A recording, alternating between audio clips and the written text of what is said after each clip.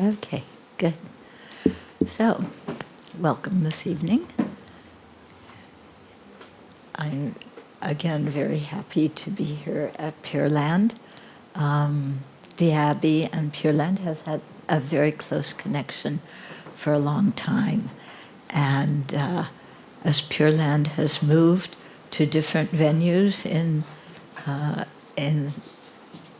Singapore, then we've kind of followed them when, yeah, as whenever I come.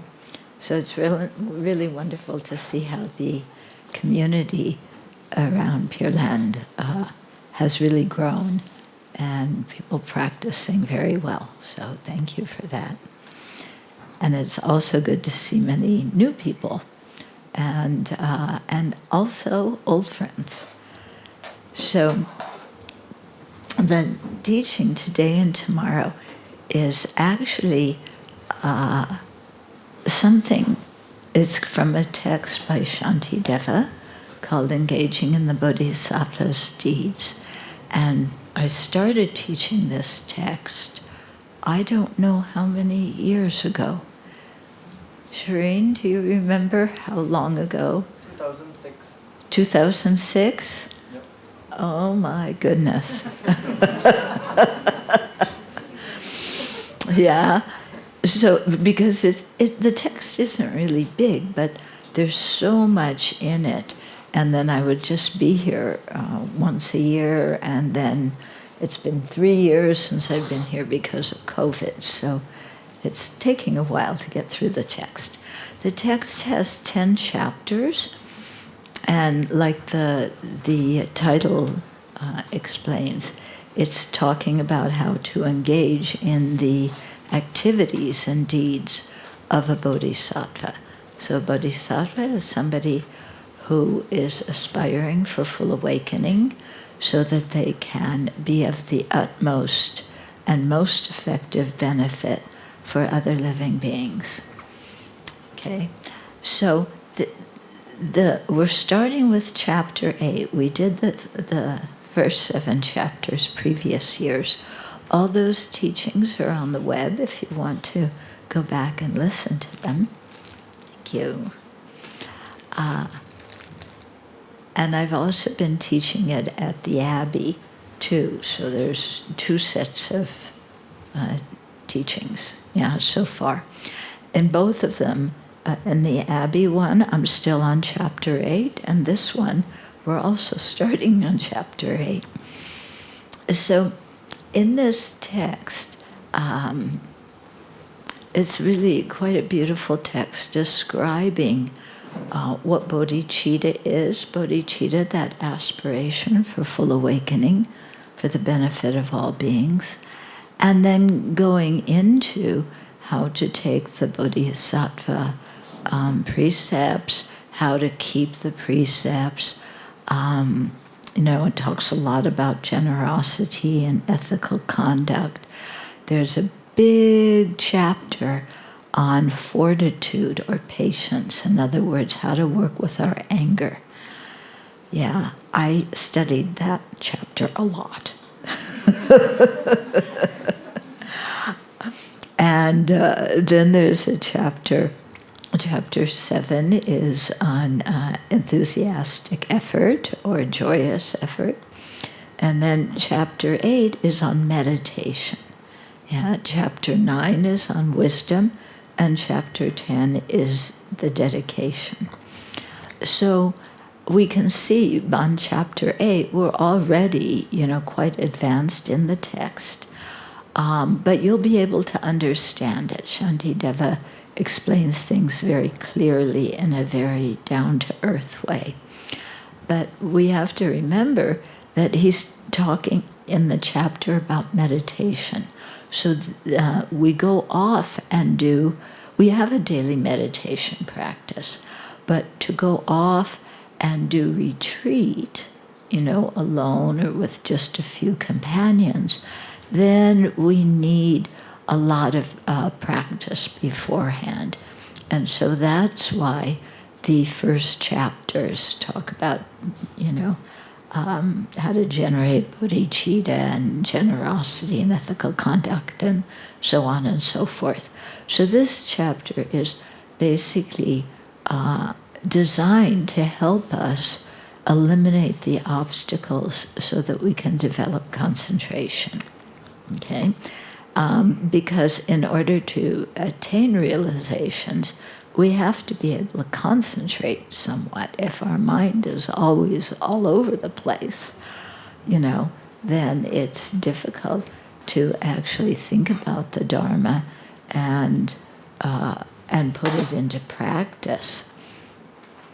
So in this chapter on concentration, Shantideva really pinpoints attachment as a big obstacle to generating concentration. So he talks about attachment to other people, attachment to possessions, attachment to our body. Okay, so what the objects here may be different, but the mind state of attachment is one that exaggerates the good qualities of someone or something. And then, I want to have it, I want to possess it, I want to hold on to it. Okay? Now, we may think we don't have a lot of attachment. Yeah? Especially to other people. We may think, oh, I have love for other people, but not so much attachment. Well, Shantideva kind of bursts that bubble, and makes us look at our relationships with other people and how we, really hold on to our relatives, our friends. We want to be with them. We think they're more important than anybody else. Yeah. So this kind of becomes a big obstacle because, you want to do some meditation, but you want to go out with your friends and have a good time. So forget the meditation. Or you want to do the meditation, but your friends say, why are you meditating? You're just sitting there looking at your belly button. Let's go out and, have a good time. And then we go. Okay. So there's all these kinds of obstacles that come because we're attached to other people. So he really hits on this quite directly. Yeah. So I'm warning you, be prepared. Yeah, because your mind might say, but, I love these people. I don't want to separate from them. Shantideva is not telling you to separate from the people that you care about. He's saying, care about them without clinging to them, without exaggerating their goodness. Okay? So we can still have good relationships with other people, but without the mind that says, oh, this person is wonderful, and they're mine. Yeah, you know what I mean? Okay. So, he will talk about that. So I'm going to, I have the text on my computer. I'm going to read it from there, and the text will also be shown on the screens. So Shantideva, I should tell you, lived in the 8th century in ancient India. And he had a very unusual reputation at the monastery. Okay, the monks talked about him and said, oh, this is the monk that does 3 things. He eats, he sleeps, and he goes to the bathroom. And aside from that, he's useless, because he used to stay in his kuti, in his cell, and meditate on the Dharma all day. They didn't see him do anything So they thought, oh yeah, just eating, sleeping, going to the bathroom. So they wanted to kick him out of the monastery because of this. So they devised this very clever plan of inviting him to teach, and then the teacher's seat is always high, yeah, so that people can see the teacher and so on.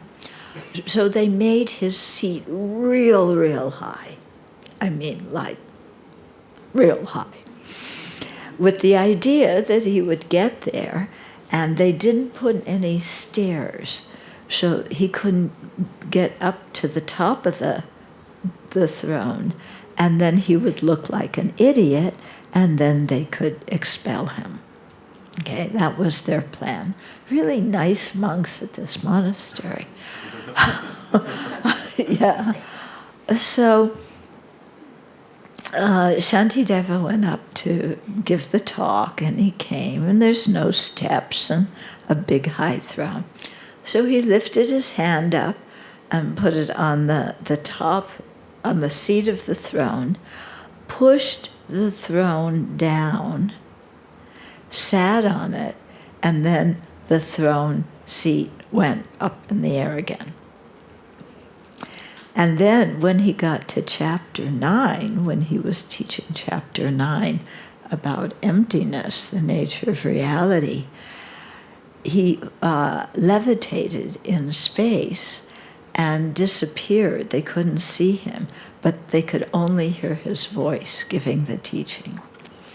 Okay, so what happened, Shantideva showed these monks, you know, he's no ordinary person. He doesn't just eat, sleep, and go to the toilet. You know, there's something else going on in his mind. You know?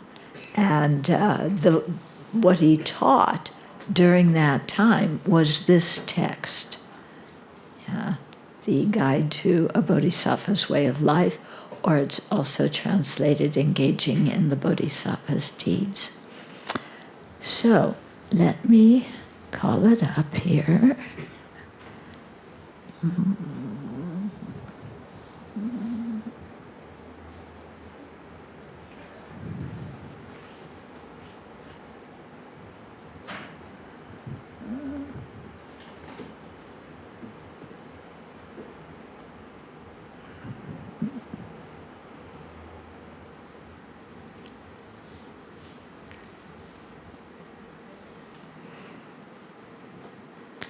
Okay, so this is chapter 8. He wrote the text in verses, so we'll start with verse 1 of chapter 8.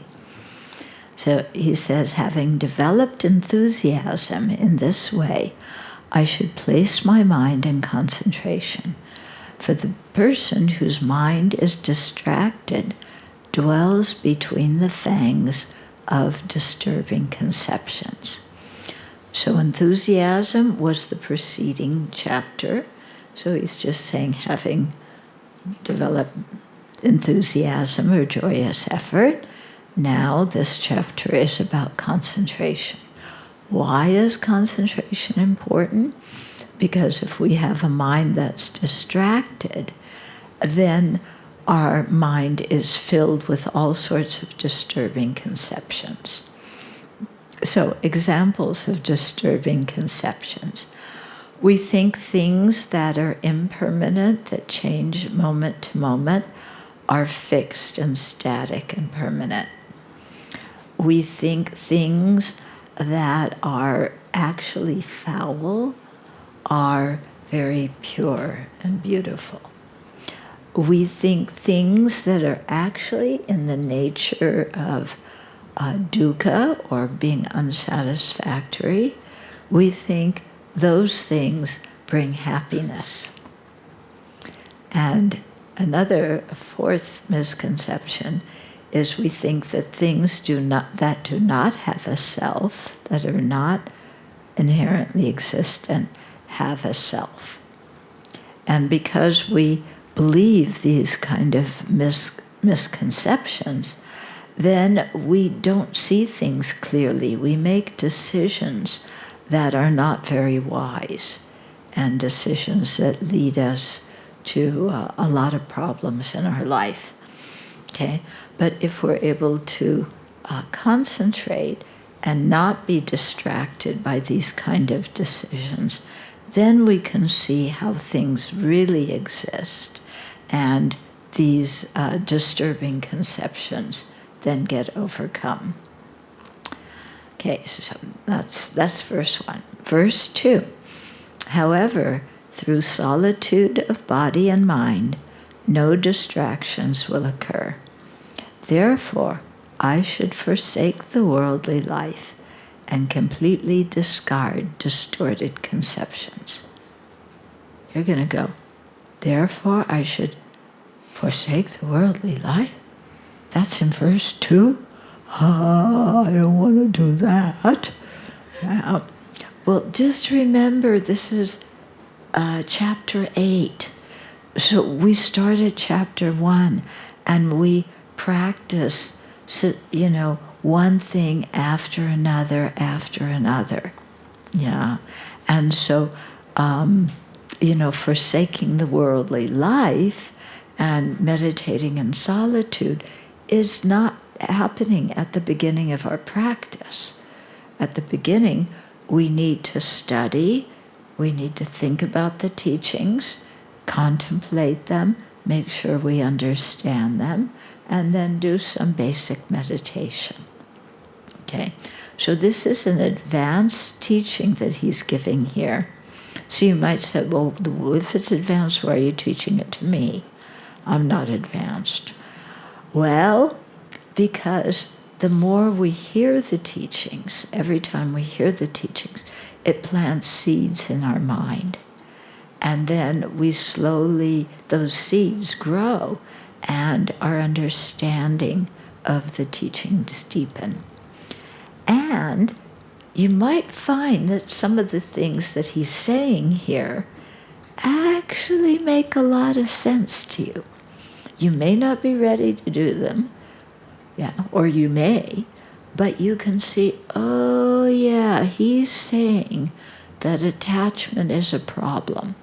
And when I look at my life, he's right. When I have attachment, it's a problem. Okay, so he's saying, through solitude of body and mind, okay? Now we always say, oh, solitude of body and mind, I'm going to go out and find a cave. And I'm going to meditate in that cave. I'm going to eat nettles just like Milarepa. And by next week, I'm going to be Buddha. Oh, I'm glad you laughed at that.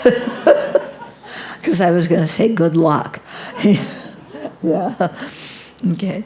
So when it's talking about solitude of body and mind, it doesn't mean you reject everybody. Society.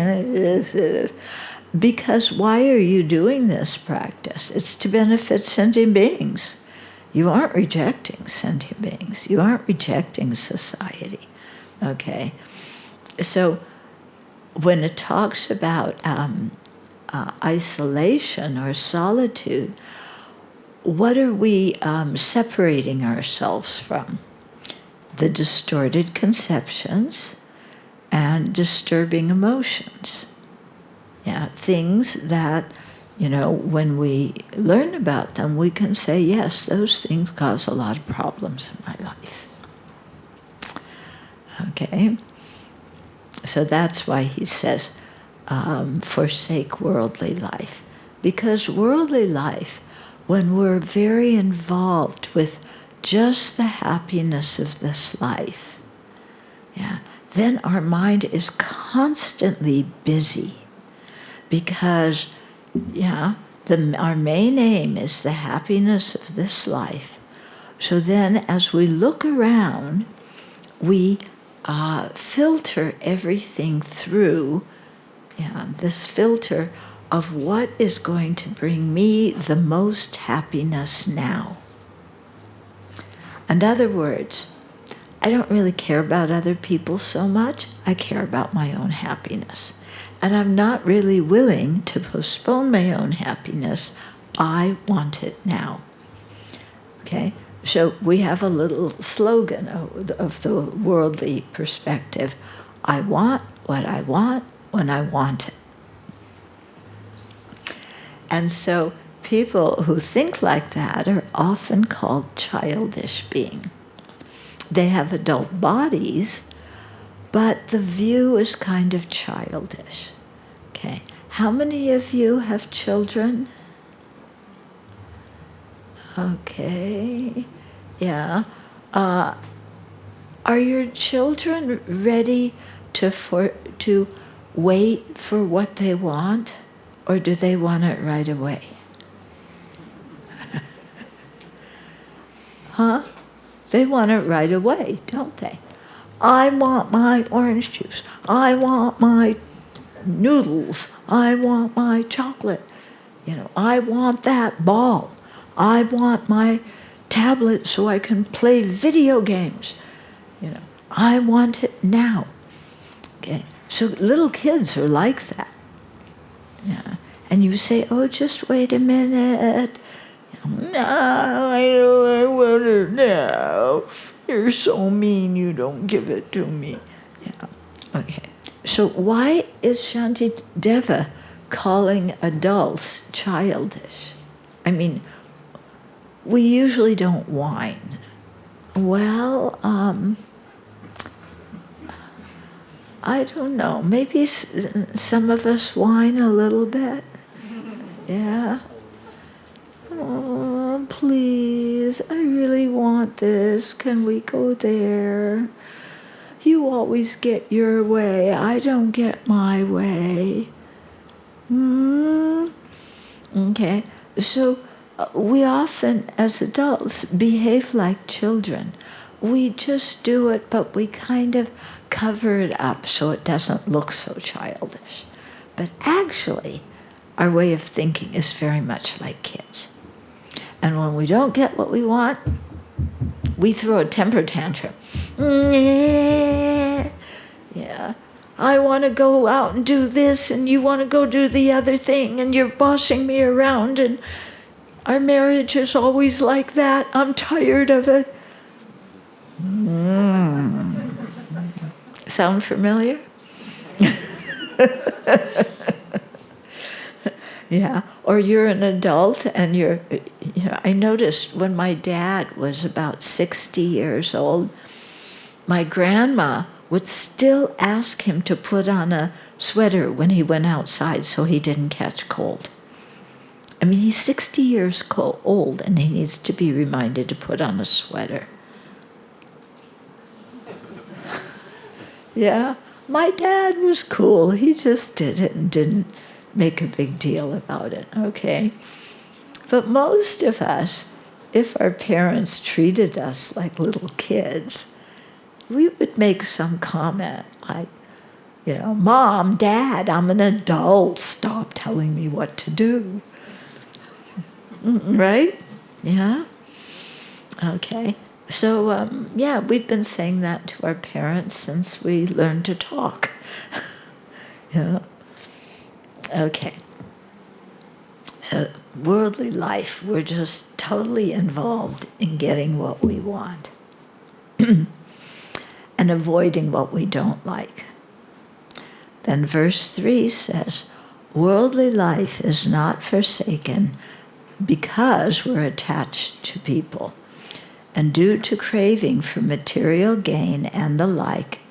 Therefore, I should entirely forsake these things, for this is the way in which the wise behave.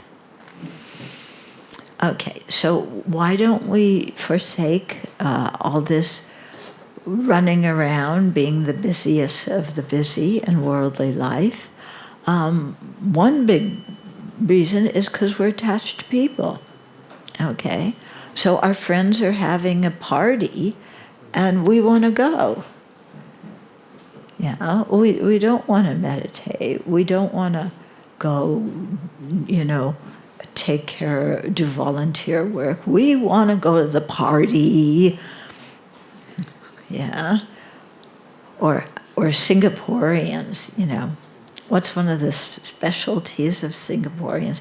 Usually there's 6 perfections. I went on a pilgrimage with a group of Singaporeans. I noticed that for Singaporeans, there's 7 perfections, not just 6. Okay. So there's the usual 6: generosity, ethical conduct, fortitude, joyous effort, concentration, wisdom, and shopping.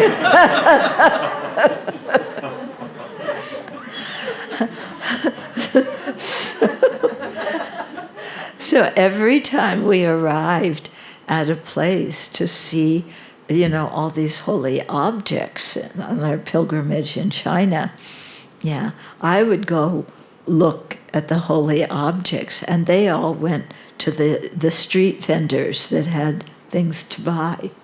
Yeah. They had such a good time. As for me, I hate shopping. My poor mother, she really wanted a daughter who likes shopping. And she got me. It's really a pity. Fortunately, my sister likes shopping too. So it didn't turn out all bad for my mom. My dad wanted me to be a tennis player, And, tennis, hit the balls. Well, I don't have great eye-hand coordination. The ball's coming here. I just swing somewhere. And I run up to it. My dad said that I was like dancing to run to the ball. And just swinging. So I wasn't a very good tennis player. Okay, so he wanted me to be more of an athlete. So my brother did that. Okay? My brother played tennis. So, So, I don't know how they managed with me.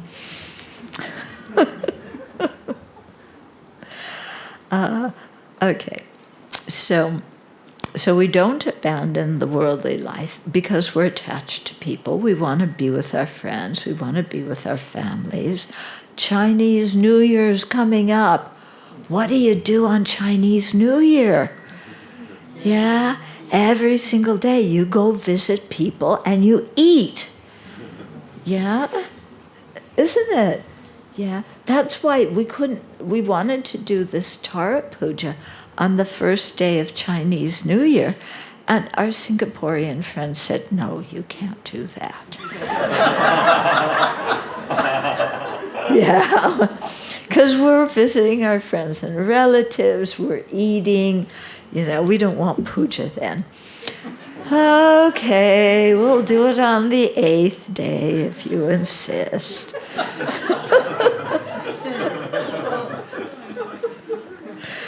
Yeah.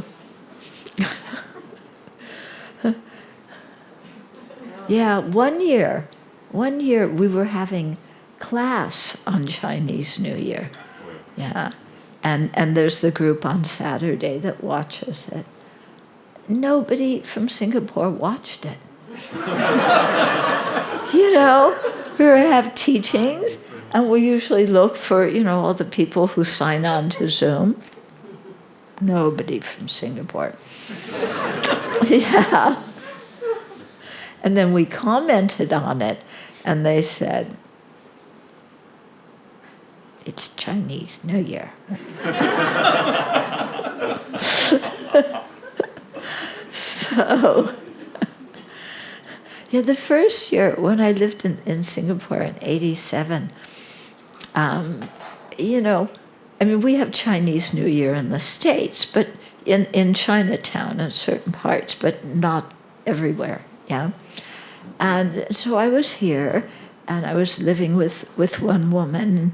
She was getting all excited about Chinese New Year and planning things and going here and going there.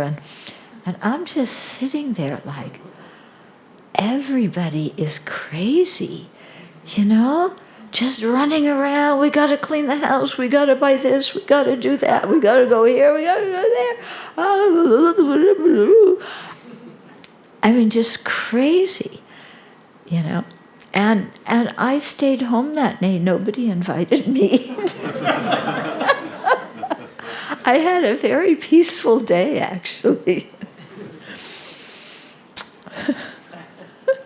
And then a later year, I went to your family. One of the people here went to his family. They invited me. Okay, so why don't we forsake worldly life? We're very busy with our social life, okay? And craving for material gain. We want, starts with an M, money. Yeah, we want money. We want possessions. We want a new flat. We want a car. We want. Yeah, that's called attachment. That's called craving. Yeah, for material things. And as soon as we get something, it is mine. And you can't touch it. Maybe if you're nice to me, I'll give you a tissue. But otherwise, you know, this is mine. It's quite interesting. As soon as we get some material object and call it mine, how we view it totally changes. Okay? I think a car is a good example here. You go look for a car, you go in the showroom, yeah, all these bright, shiny cars. If a car that you think is nice gets dented while it belongs to the car dealer, it doesn't bother you. You know that they'll just replace it, okay? But if you trade a plastic card and they give you a car and you drive away and they actually give you the plastic back. So you drive away with the plastic and with the car and you park it and then somebody comes and scratches it. Then what? You care a lot, don't you? Yeah. When it belonged to somebody else, it got scratched, big deal. When it belongs to me, it is valuable, it is precious. It is indicative of my success in the world. How dare somebody scratch my car? Okay? So when we are attached to things like that, then when they get damaged, or when we lose them, we are not happy. Okay, so we get very stuck in worldly life in this way. Always wanting, or mad at something and pushing it away. Yeah. And the things we want, you know, one day we want it, the next day, I don't care about it. Yeah, we're actually very fickle when you think about it. Okay, so here Shantideva is saying, you know, we don't make a lot of spiritual progress because of our craving for material things, our craving for our social life. Yeah, and so he says, therefore, excuse me, I should entirely forsake these things. Why? Because that's the way the wise people behave. Okay, who are the wise people? The people who have realized the path, the people who have realized through their own experience what the Buddha taught. So the Buddha is always emphasizing, you know, because we care a lot about what other people think of us. And he says, don't listen to and don't take to heart what worldly people think of you. Yeah, listen to what the wise say, because the wise know what to practice and what to abandon. Yeah, if we follow worldly people, they don't have that wisdom and will go down the wrong path. So when you talk to your kids, yeah, do you tell your kids, oh, just listen to the advice of any old person who says something to you? You don't say that to your kids, do you? Yeah, you say, don't be pushed by peer pressure, and think of the people who are wise and listen to what they say. Don't listen to Mickey Mouse. Yeah.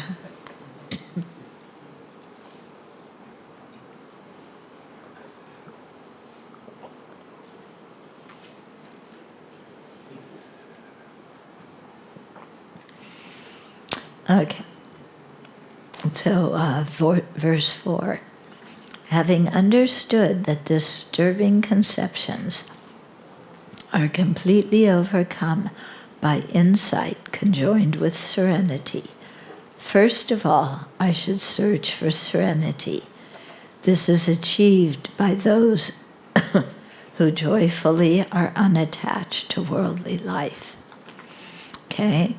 So we understand that we need to give up all of our wrong conceptions.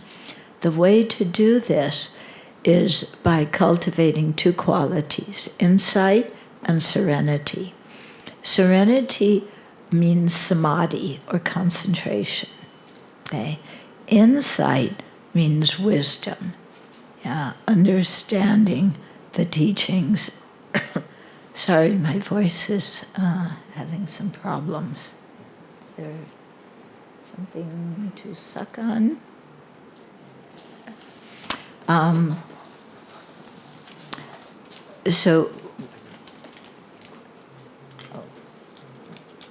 Thank you. Okay.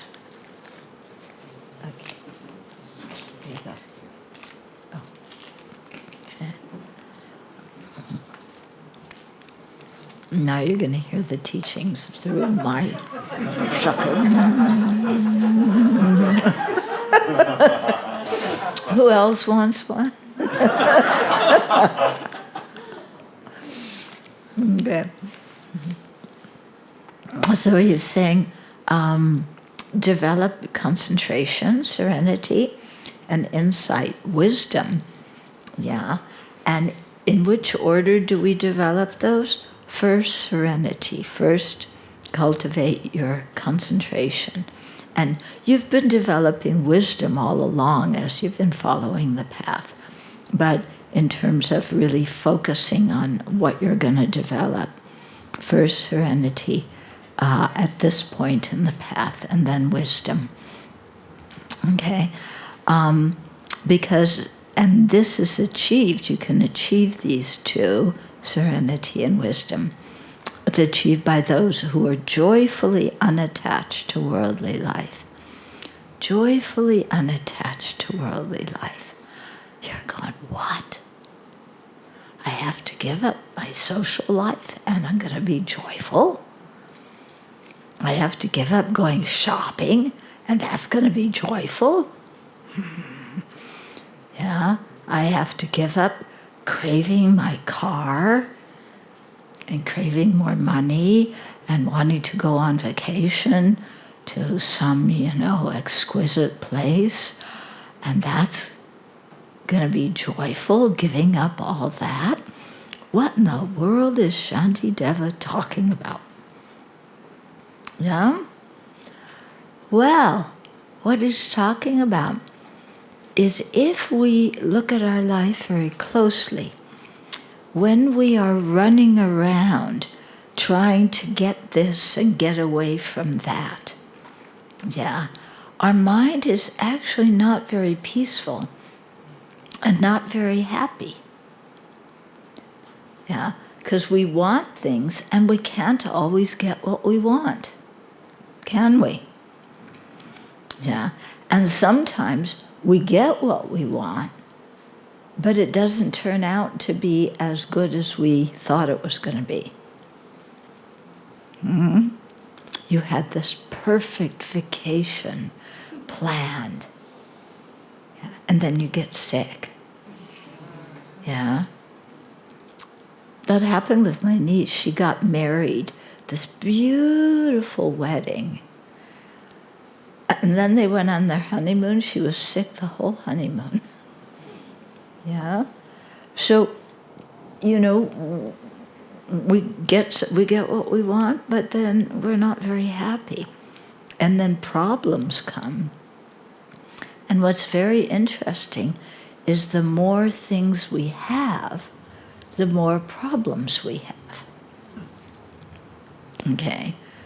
Who has computer problems from time to time? Only a few of you? Come on. Come on. You must have a much better computer than me. Yeah. Even this afternoon, I was trying to save a file, and it took me forever almost. So, you know, when you have a computer, then sometimes you are in computer hell. Yeah. When you have a car and your car breaks down, you are in car hell. Yeah. Everything we have, yeah, can be a source of frustration, disappointment, yeah, even anger. So giving these things down away, having a simpler life, really, it adds a certain kind of peace to our life because we don't have so many things to worry about. Yeah, the more things we have, the more things we worry about. More frustrated we get, yeah, when the things don't go the way we want. Yeah. So we create a very simple lifestyle. Actually, it's much more peaceful. Yeah. Now the problem is that our friends and family don't think we should have a simple lifestyle. They want us to have a lot of stuff and be very busy. And the whole society in general, yeah. Here's a good example.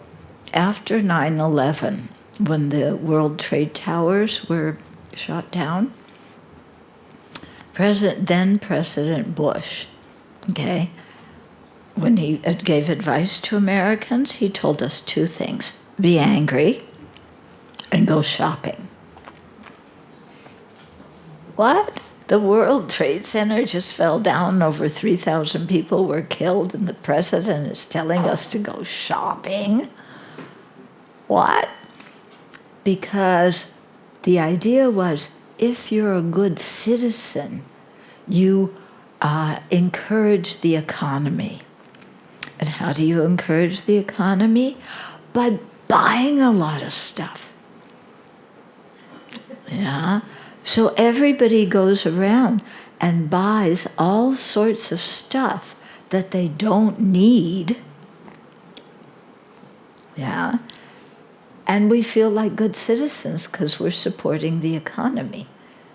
And we are polluting the world, using more of the world's resources than is our fair share, and bringing about climate change. But it's good for the economy. Yeah. So I think sometimes our values are not very reasonable, not very good. Yeah. Yeah, we have a great economy, and then nobody can breathe the air, nobody can drink the water. The next generation of people, you know, are going to have all sorts of diseases. But right now it's good for the economy. Okay. Think about it.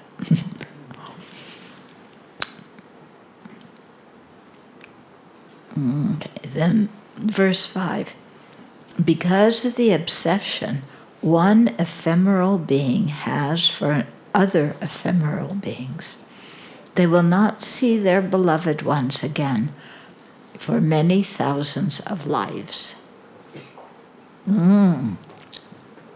So because the obsession of one ephemeral being, one impermanent person who is always changing, who is here and then is gone. Yeah, we think we live a long time, but actually when you think of beginningless time and endless time, our lifetimes are not very long, and we are ephemeral. We're here and we're gone. Okay? So because of the obsession of one ephemeral being has for other ephemeral beings. So I'm impermanent, I'm changing, I'm aging every single nanosecond. I'm getting older. I'm not getting younger. I'm getting closer to death every moment.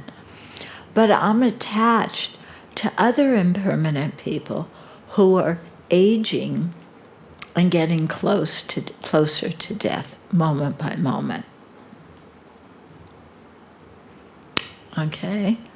Is that going to wind up well?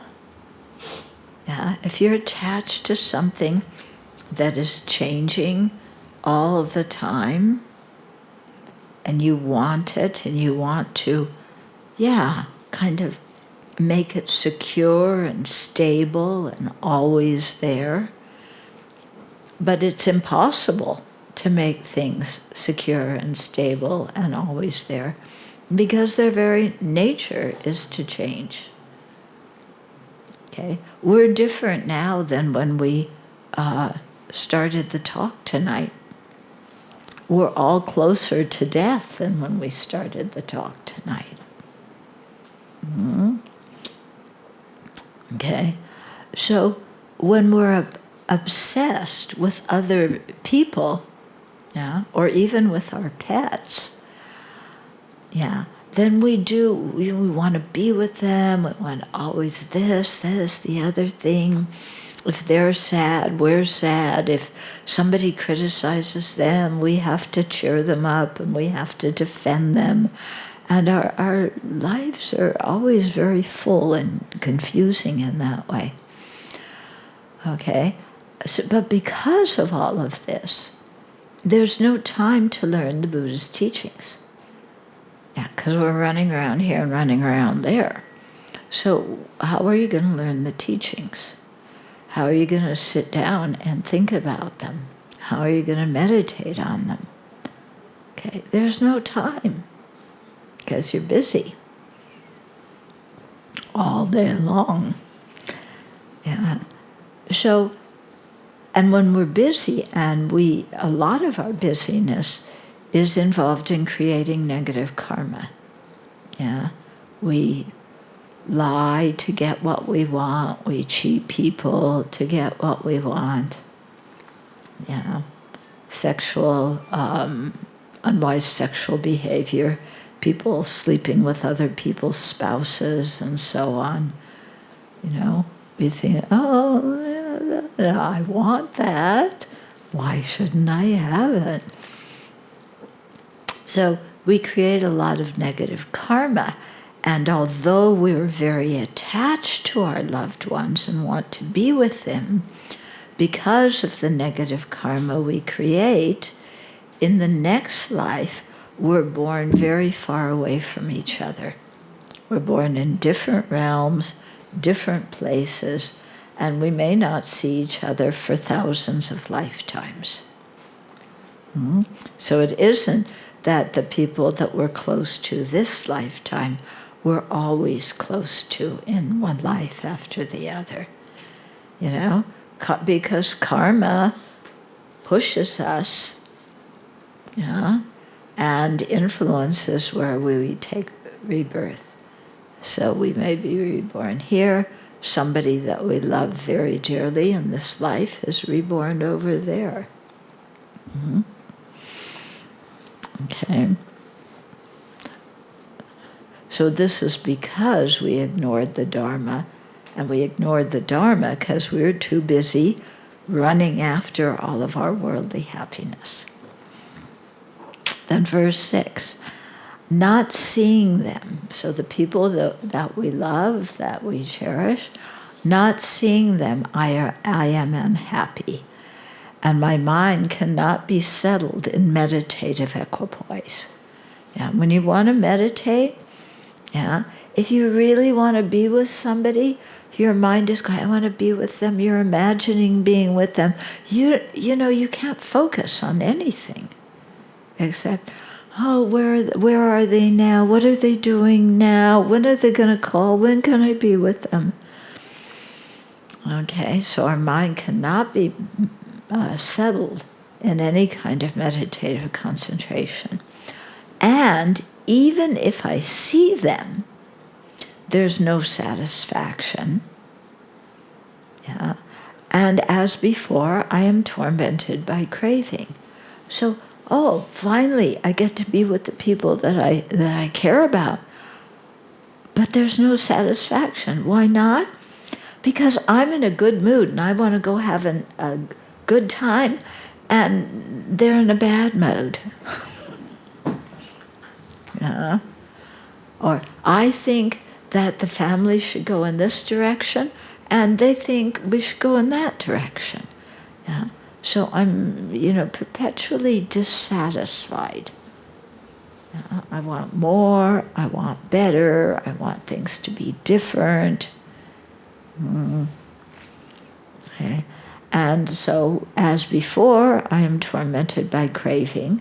I am always craving a different situation where I can get what I want when I want it. So not so much happiness. Especially, when you're a parent, being a parent is a very risky endeavor. Because when you have a baby, you don't know what you're getting. You may have an image of your mind of this ideal child who's just so calm, they don't cry in the middle of the night and wake you up. They're going to get into the best kindergarten. They're going to be a genius in primary one. They're going to pass their A-levels and O-levels and get into Harvard and Yale and every big university, and they're going to make lots of money and be famous.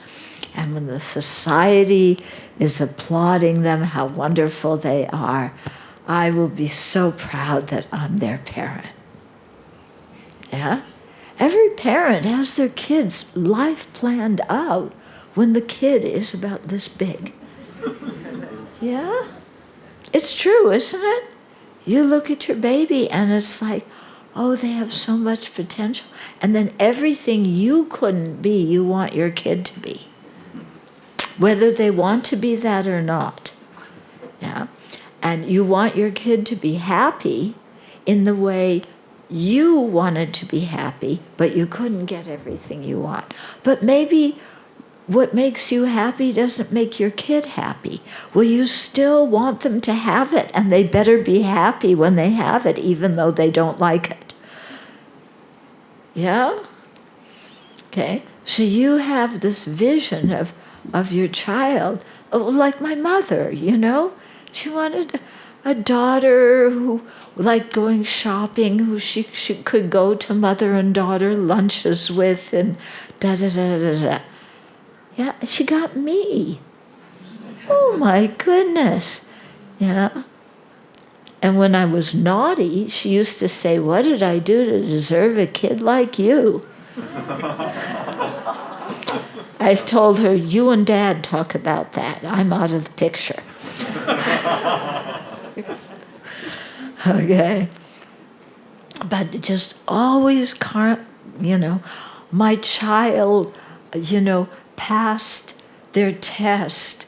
But they got one question wrong. Oh, they failed. They've got missed one answer. Yeah, they spelled cat, K-A-T.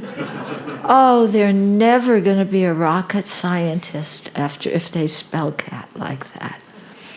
I can tell from age 4 they're going to be a failure. I better have them start with tuition now. Yeah. Every day after school, tuition.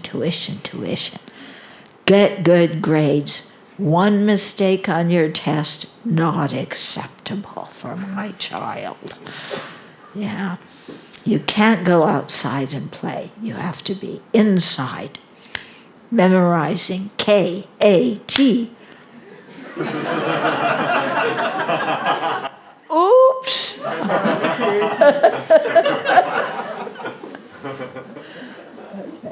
But seriously, in Singapore, how often do you see children outside playing? No. You never see kids outside playing. Yeah, I walk around a lot. Never see kids outside playing. Yeah. But play is actually good for kids. It teaches them social skills. It teaches them cooperation. It teaches them creativity. But we want them to know it's not K-A-T, it's C-A-T. Yeah, C-A-T. What does that mean? Yeah. Or we teach them the really strange English words, okay? Like E-N-O-U-G-H.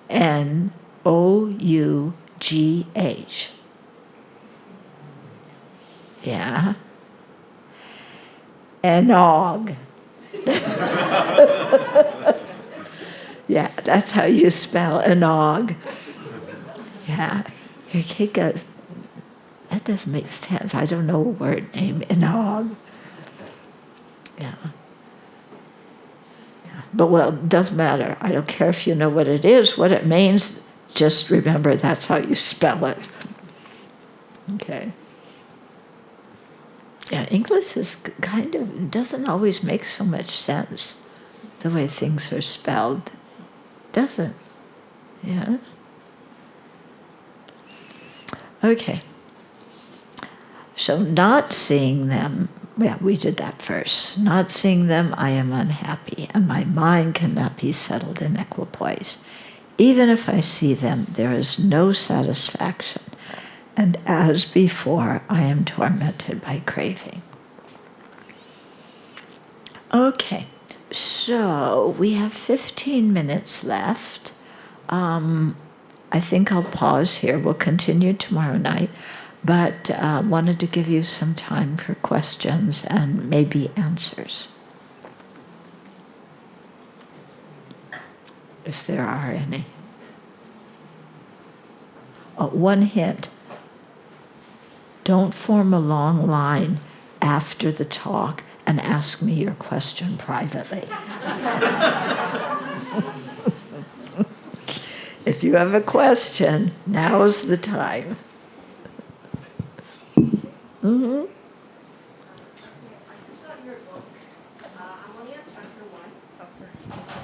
I just got your book, and I'm only on chapter 1, the latest one. But Which book? The one about the philosophy one, emptiness. Oh. Yeah. But just looking at it, I just feel like it's very philosophical, honestly. And I think in the first chapter it said that, emptiness is the only way to have liberation. So my question is, during the Buddha's time, he really focused more on dependent origination, whereas emptiness is a much later development. So by stating in chapter 1 that realizing emptiness is the only way, it seems a little narrow. Yeah. Okay.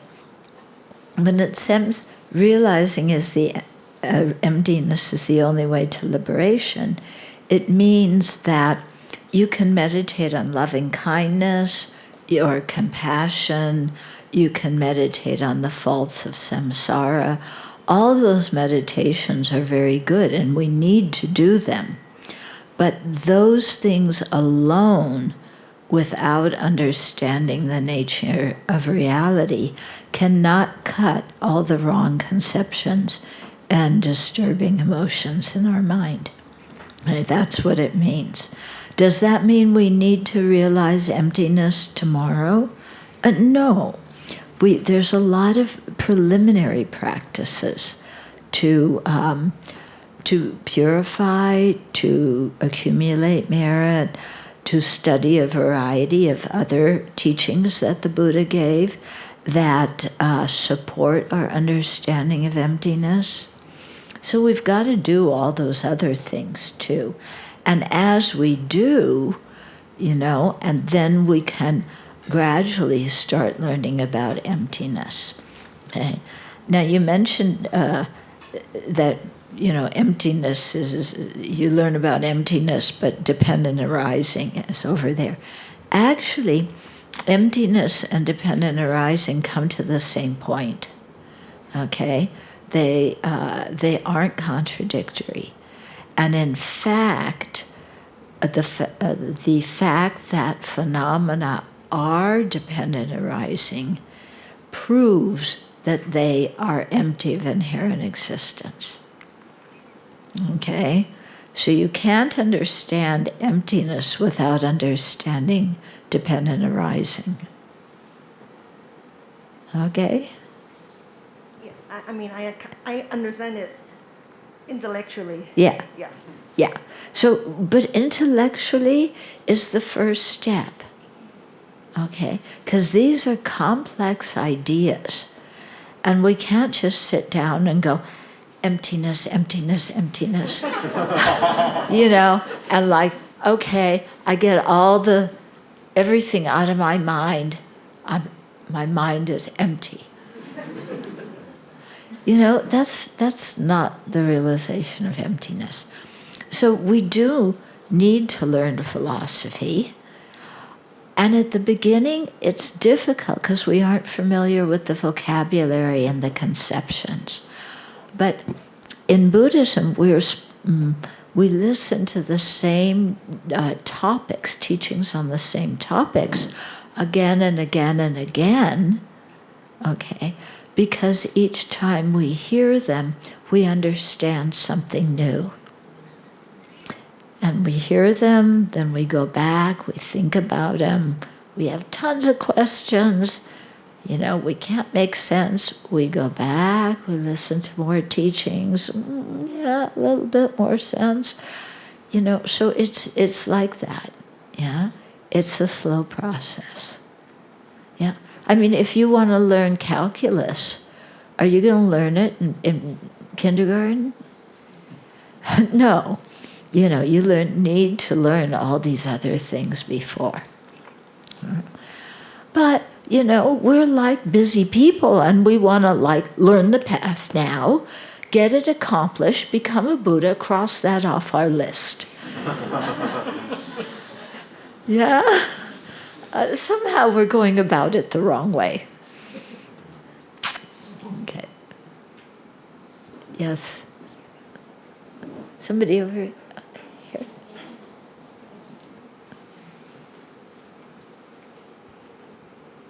Good evening, Venerable. May I ask, how do you be unattached or non-attached to people who are codependent on you? Like they express codependence on you. So how do you... People who are codependent on you. Yeah, so how do you be non-attached to them? Their codependence is their mind. Your attachment is your mind. They can be codependent. It doesn't mean you have to be attached to them. Just because people are codependent and they want something from you doesn't mean that it's healthy to give them what they want, and it doesn't mean you have to give them what they want. Okay? In fact, supporting codependence can be very harmful to other people.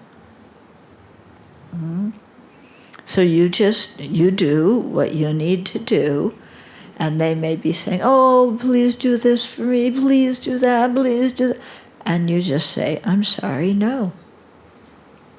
And don't feel bad about it. That's where we get hooked.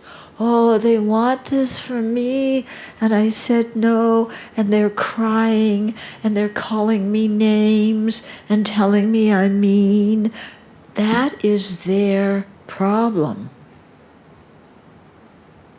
Okay, it's not your problem. You are not making them unhappy.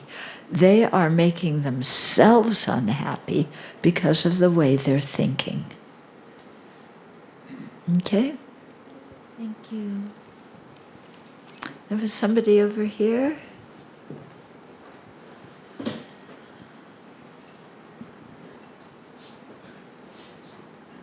Hi, Venerable. You mentioned earlier about serenity, focus, and then wisdom. I'm kind of wondering whether it's a chicken and egg. Does one have to have the foundation of serenity first before the wisdom comes? Or can one get some insight into wisdom, which then fosters? Actually, on the path, you're developing serenity and wisdom in tandem a lot of the time, because you're trying to improve your concentration, and you're also trying to understand the teachings and get wisdom. But when it says first serenity, then insight, it's saying when you really need to attain serenity, not just improve your concentration, then attain serenity first, and then bring that over and use that concentration.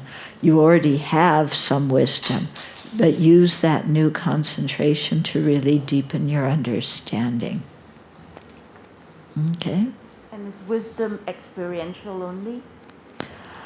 The wisdom starts out, okay? They talk about this in the text. First of all, we start out with the wrong idea. Okay? We learn something, and then we start having doubt. We start out with the wrong idea. Everything is inherently existent.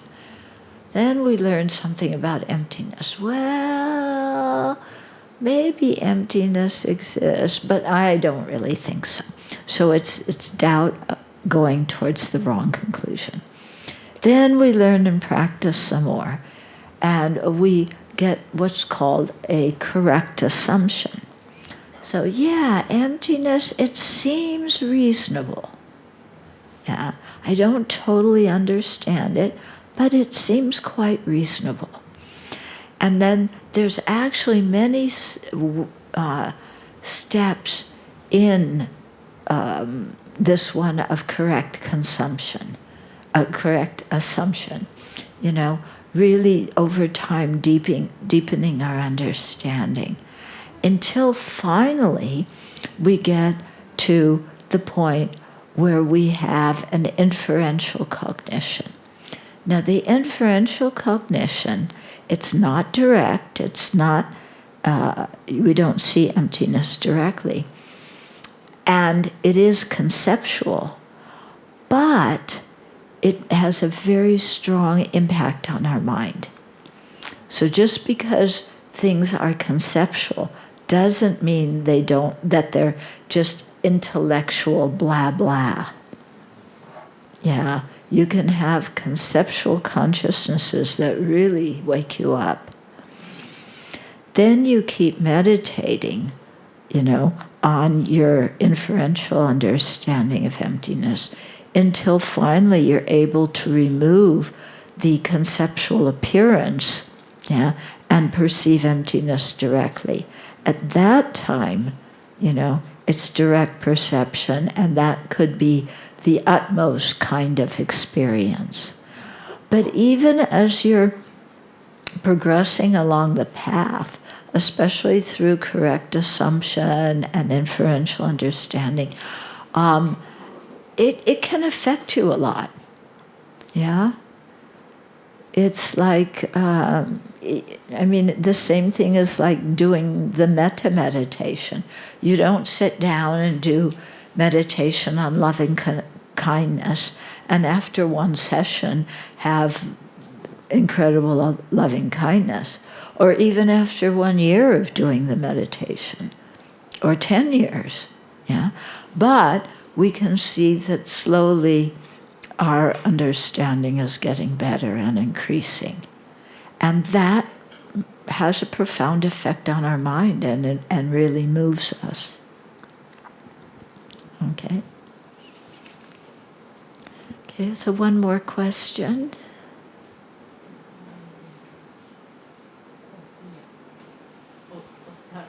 This is just a curious question. So, when one is free from attachment, right? Does compassion still exist? Oh, yes. Now, when you're free of attachment, your compassion is much purer. Yeah, because compassion wants beings to be free of suffering, and unsatisfactory circumstances and their causes. When we're attached to somebody, we're very partial. We don't really see them accurately, and especially like the people we are most attached to. I want you to be free of suffering in this way, according to what I want you to be. Yeah. So all this thing of what I want you to be, that comes because of attachment. When we get rid of the attachment, then we can see others as living beings who want to be happy and not suffer, but who don't really know what the cause of happiness is and then what the cause of suffering is. And then we can actually reach out and help them. If we're attached, it's like, well, yeah, I want you to be happy as long as you do this and this and this for me. Okay, when things are attached, that is attachment, and it's not pure compassion or pure love. Okay. Okay. Quickly. Venerable, the question. My throat is not so good. The question is about the Lamrim meditation. Sometimes when I meditate on the analytical meditation, it can go on into intellectually I'm actually meditating, or it's like I'm not meditating. I'm just thinking about it. So how am I not going to go into this way? So with the Lamrim meditation, you are thinking, but the key is to apply the teaching to your own life. Yeah.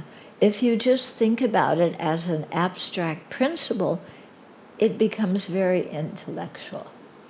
If you think about it as, oh, this pertains to my life, then it has an impact. Okay? So always relate what you're studying and what you're meditating to your own life. It's not like, oh, there's 5 points, 5.1, point 2, point 84. No, there's not 84.3. Well, what point was I on?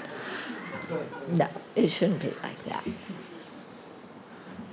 Okay, so we're going to dedicate the merit now.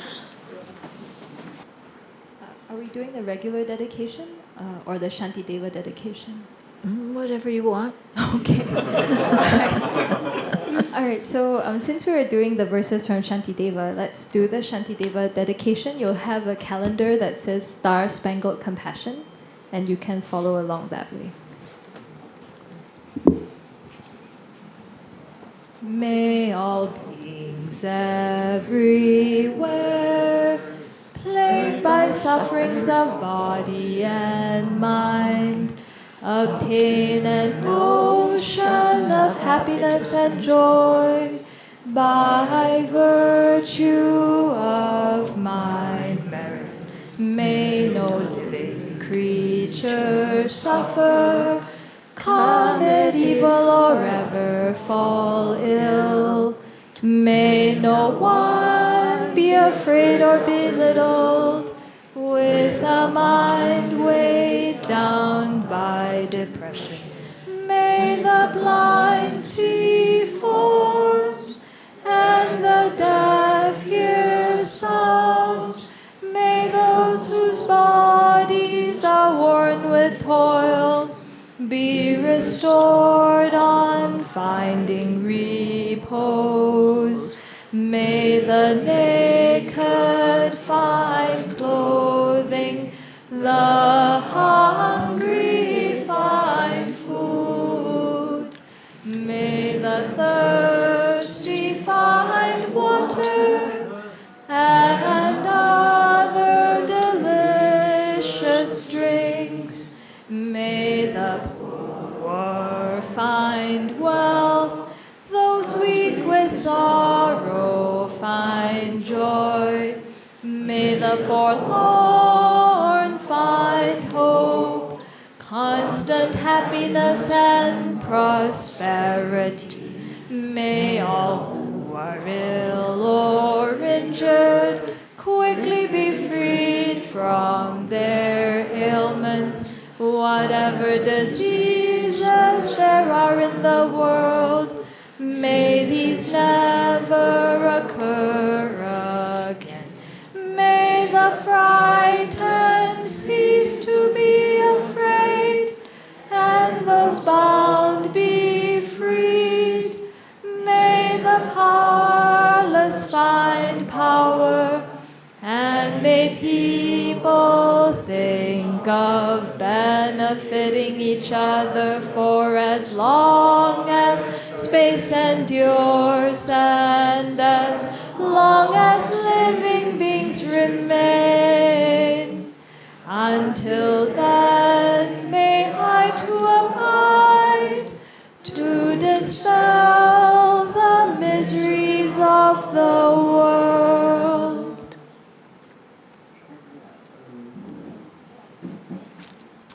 Okay. So, see you tomorrow night. Think about what you've heard tonight. Okay, go home and think about it and apply it to your life.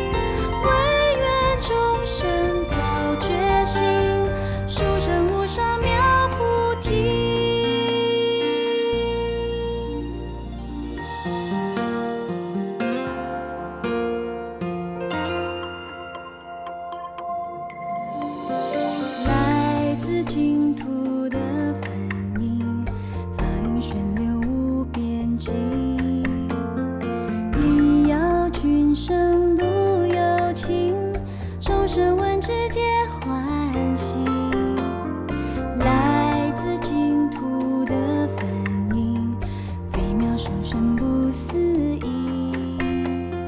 诸佛说法身不息，六部十方玄妙理。来自净土的梵音，胜过凡尘万种因。来自北大愿力，迷路之归是真理。佛过净土的梵音，懂得殊胜说不尽。唯愿众生早觉醒，殊证无上妙菩提。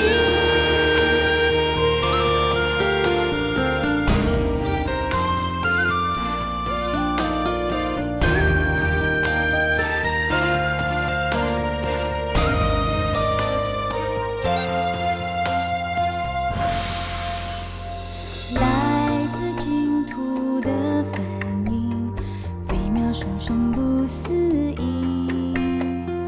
诸佛说法身不息，六部十方玄妙理。来自净土的梵音，胜过凡尘万种因。来自北大愿力，迷路之归是真理。